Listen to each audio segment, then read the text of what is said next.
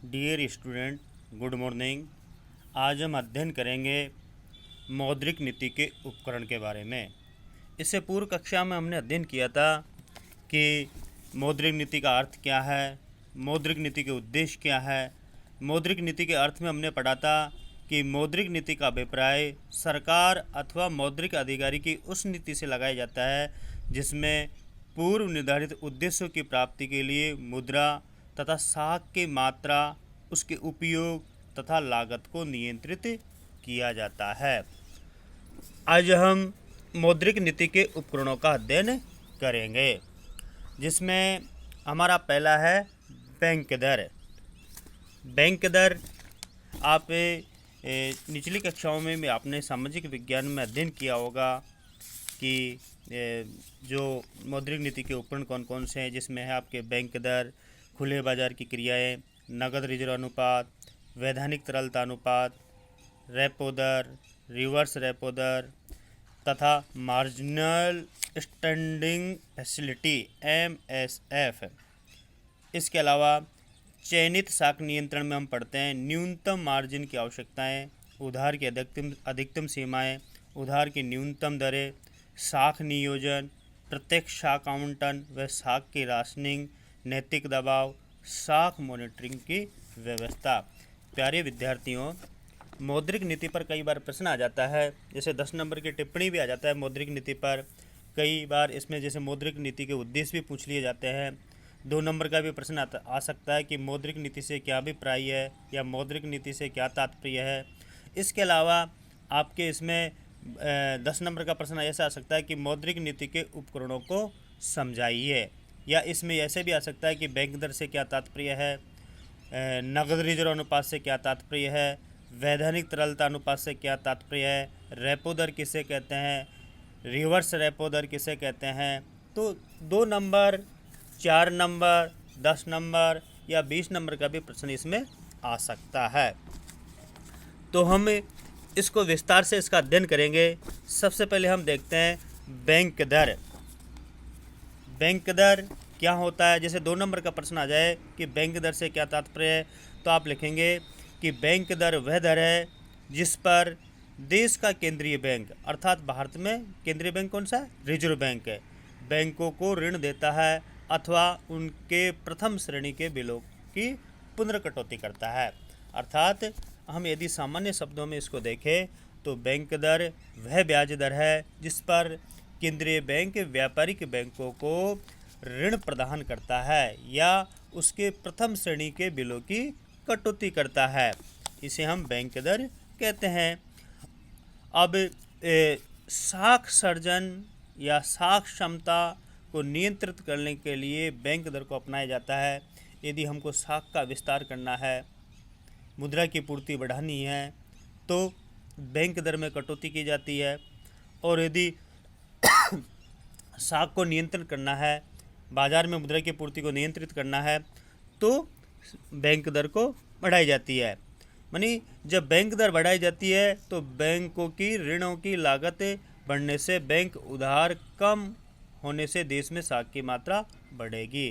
मानी बैंक दर जब ऊंची होगी, अर्थात व्यापारिक बैंक ऊंची दर पर रिजर्व बैंक से जब लोन लेंगे तो उनकी लागत बढ़ेगी और व्यापारिक बैंक भी ऊंची ब्याज दर पर लोगों को ऋण प्रदान करेंगे और ऊंची ब्याज दर पर लोग कम मात्रा में ऋण लेंगे, जिससे बाजार में मुद्रा की पूर्ति पर नियंत्रण होगा। और यदि साख का विस्तार करना है तो बैंक दर में कमी करनी होती है। नेक्स्ट है आपके इसी में हम एक चीज़ और देखते हैं, मार्जिनल स्टैंडिंग फैसिलिटी MSF है।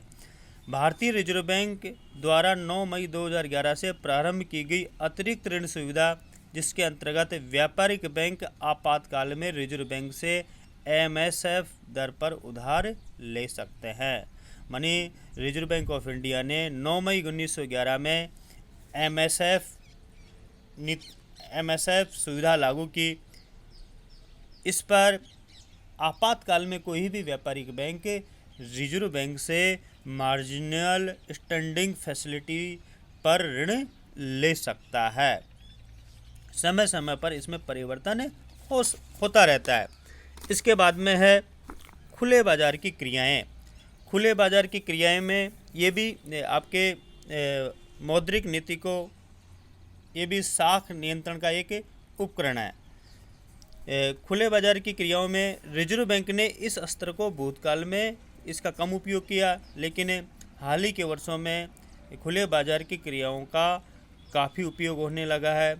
इसमें रिजर्व बैंक के द्वारा सरकार की प्रतिभूतियों का क्रय विक्रय किया जाता है। यानी खुले बाज़ार की क्रियाओं के अंतर्गत रिजर्व बैंक सरकारी प्रतिभूतियों का क्रय और विक्रय करता है। यदि रिजर्व बैंक को शाखा में विस्तार करना होता है तो वो सरकारी प्रतिभूतियों का क्रय करेगी, और यदि उसको शाख पर नियंत्रण करना है तो सरकारी प्रतिभूतियों पर वो सरकारी प्रतिभूतियों को बेचेगी। सरकारी प्रतिभूतियाँ, इसमें खुले बाज़ार की क्रियाओं में हम ट्रेजरी बिलों, राज्य सरकार और केंद्र सरकार की प्रतिभूतियों को हमें शामिल करते हैं।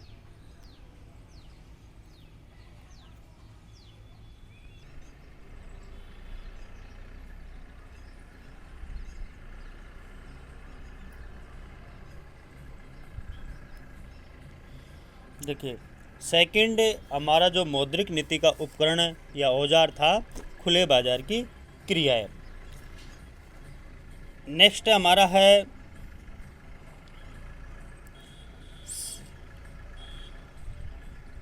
CRR, यानी नगद रिजर्व अनुपात।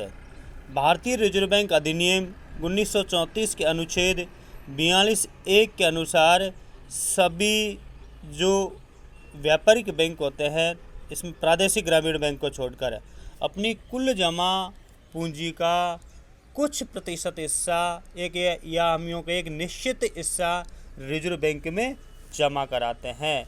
इसे हम CRR कहते हैं। ये प्रचलित कानून के अनुसार इसकी दर 3% से 15% के बीच होती है। यानी CRR की जो दर होती है वो मिनिमम 3% और मैक्सिमम 15% होती है। समय समय पर आवश्यकता के अनुसार इसमें परिवर्तन किया जाता है। अब नगद रिजर्व अनुपात से शाख पर नियंत्रण कैसे किया जाता है?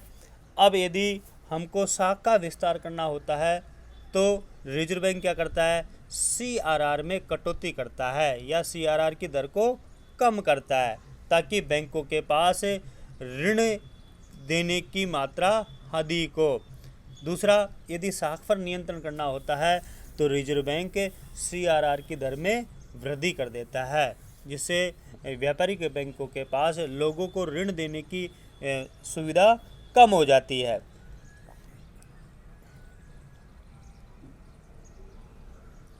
इसी में नेक्स्ट है आपके वैधानिक तरलता अनुपात, स्टैट्यूटरी लिक्विडिटी रेशियो, यानी SLR। वैधानिक तरलता अनुपात क्या होता है? वैधानिक तरलता अनुपात बैंकिंग कंपनी अधिनियम 1949 के अनुसार भारत में प्रत्येक बैंक को अपनी कुल जमाओं का एक निश्चित प्रतिशत भाग अपने ही पास तरल कोषों में रखना पड़ता है। जैसे 2 नंबर का प्रश्न आ जाए, वैधानिक तरलता अनुपात क्या है? तो वैधानिक तरलता अनुपात बैंकिंग कंपनी अधिनियम 1949 के अनुसार भारत के प्रत्येक व्यापारिक बैंक को अपनी जमा पूंजी का कुछ प्रतिशत हिस्सा अपने पास नगद रूप में रखना पड़ता है। क्यों? क्योंकि जब आवश्यकता पड़ने पर कोई भी जो जमा करता है, अपनी राशि निकलवाने के लिए आता है, तो बैंक उसको मना न कर पाए, बैंक उसको सुविधा प्रदान करे। जब प्रारंभ में SLR की दर 25% थी, लेकिन बाद में इसको 22 सितंबर 1990 में इसको बढ़ाकर 38.5% कर दी। और समय समय पर वैधानिक तरलता अनुपात में भी परिवर्तन होता रहता है। अब इसमें शाख का नियंत्रण कैसा होता है? शाख के नियंत्रण करने के लिए रिजर्व बैंक SLR की दर में वृद्धि करता है। तो जो मौद्रिक शाख है वो कम हो जाती है। यदि शाख का विस्तार करना होता है तो reserve bank of India SLR की जो दर है उसमें कटौती करता है, जिससे कि शाख का विस्तार होता है।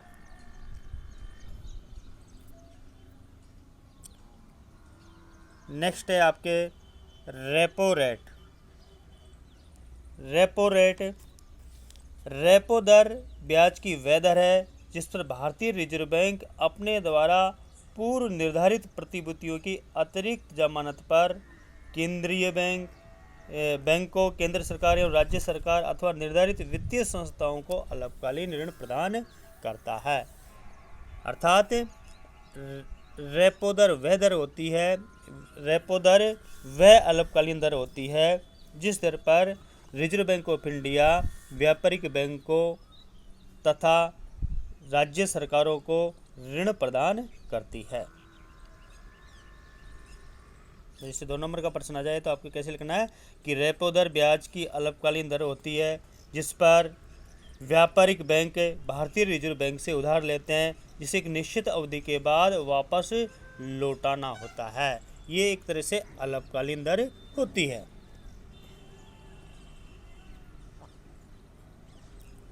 आज इतना ही। अगले वीडियो में हमें मौद्रिक नीति के उपकरण और औजार को आगे हम